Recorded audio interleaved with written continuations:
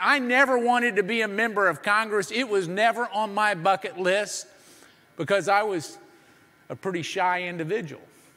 I was like you. I was a student. I was, all I wanted to do is actually love my country, make a living.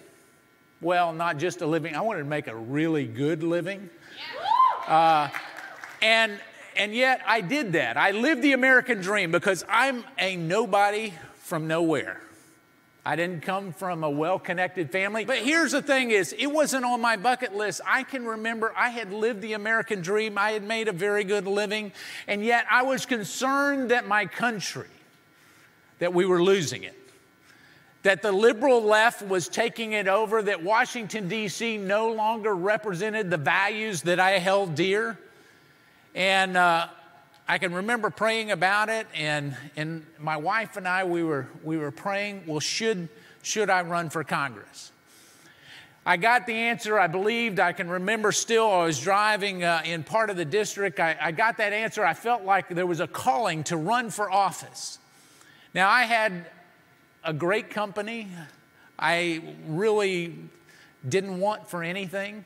And yet I felt like we needed to sacrifice that and run for office. So when I made that decision, I called my wife and I said, honey, I'm feeling like I'm led to run to be a member of Congress. She said, honey, I support you 100%. And I then got physically ill, had to pull over on the side of the road and throw up. I didn't want it. And you know what? When I got here, I realized that Washington, D.C.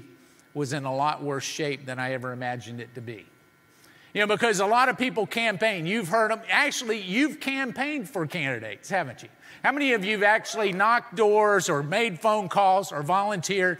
A lot of you. Thank you for doing that. Thank you for being a part of it.